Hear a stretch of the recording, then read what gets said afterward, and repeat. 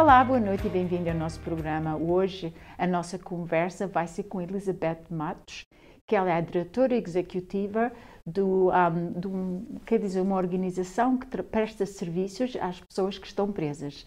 Então, bem-vinda, Liz. Obrigada. É um grande prazer em ver-te.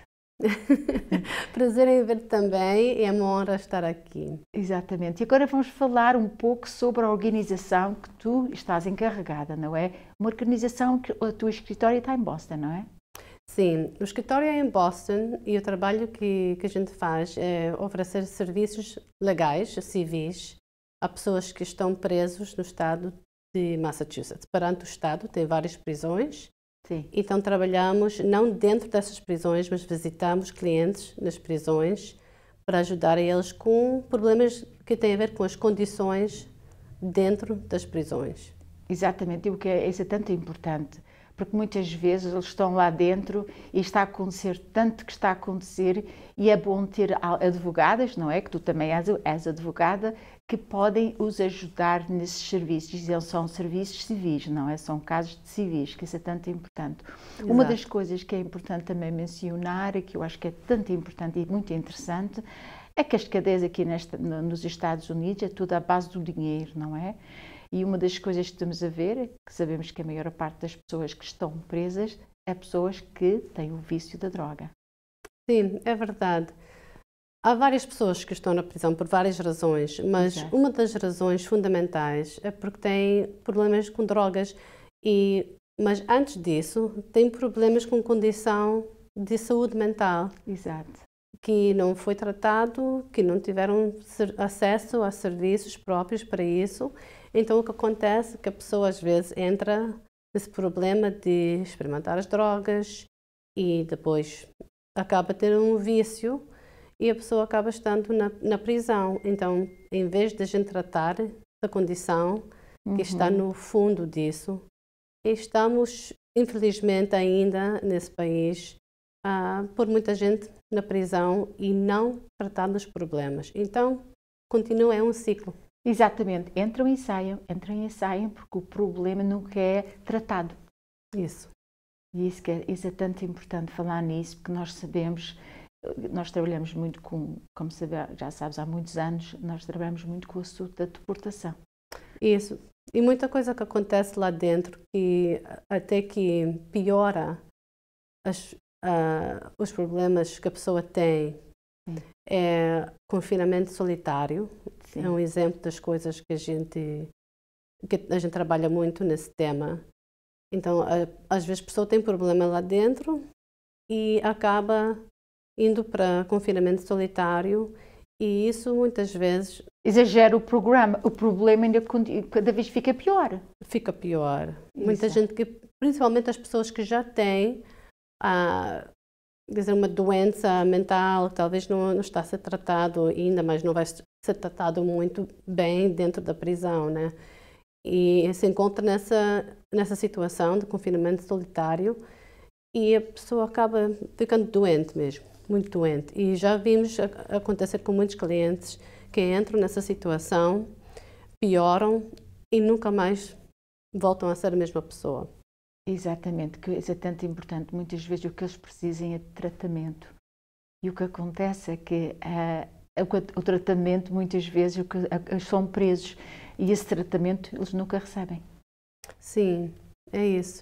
E também acesso a serviços médicos. Sim. E de saúde mental, que já disse, também é uma coisa muito difícil de atingir bom tratamento dentro da prisão.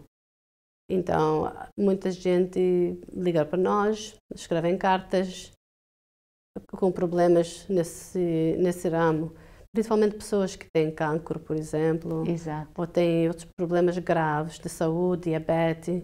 Tem muitos problemas lá dentro e a pessoa às vezes sai mais doente, vamos dizer, do que quando entrou. E isso também é um problema para a sociedade, porque nós todos estamos também a assumir o custo disso, que é muito mais caro tratar de alguém que piorou há anos dentro da prisão do que tratar do problema fora desse ambiente. Exatamente, e sabemos muito bem que o programa mental, muitas vezes o que acontece é que muitos deles comecem a usar a droga, não é? Como um tratamento, não Sim. é? Porque o que acontece é que muitos deles não sabem onde podem adquirir ajuda e muitas vezes, às vezes, quando é um problema mental, não querem falar sobre o que está a acontecer e em vez de estar a tomar os remédios, comecem logo nesse vício da droga e muitas vezes chegam à prisão. Sim, isso tem piorado muito durante a pandémica, né? Pessoas que estão mais fechados, têm menos acesso a outras pessoas, porque muitas vezes o que nos ajuda é ter esse contato com pessoas. Exato. Então, a isolação durante a pandémica não ajudou muito também com a epidemia de opioides, né? Das drogas também tem piorado. Então, isso tudo tem relacionamento com os números a subir agora das pessoas que estão a entrar na prisão também. Eu digo sempre que a segunda pandemia e o que está a acontecer com a saúde mental. Sim. Porque nós estamos a ver as pessoas tanto isoladas e isso ainda fica pior. E então isso é importante também falar, que nós sabemos que isso tem sido, eu digo sempre, a pandemia é horrível, mas também o que está a acontecer com a segunda pandemia e o que está a acontecer com a saúde mental das pessoas. Mas eu acho que o discurso no país está a começar a mudar um pouco para reconhecer esse problema, que temos que arranjar uma maneira de ter uma melhor rede para cuidar das pessoas, das nossas comunidades, porque isso também, as pessoas às vezes pensam, a pessoa vai à prisão, fica lá. Mas não fica lá. 96% das pessoas voltam às suas famílias, à comunidade, e então isso tudo impacta as nossas vidas também. As comunidades onde a gente vive, as escolas, tudo. Então, de uma certa maneira, não faz sentido ter esse sistema de não tratar das pessoas e de usar o sistema de criminal e das prisões como uma solução, porque não é uma solução. Exatamente, é por um band-aid, não é? Numa situação que é grave e depois saem. E ao mesmo tempo o que acontece é que muitas vezes quando estão presos não têm os tratamentos que precisam, não é?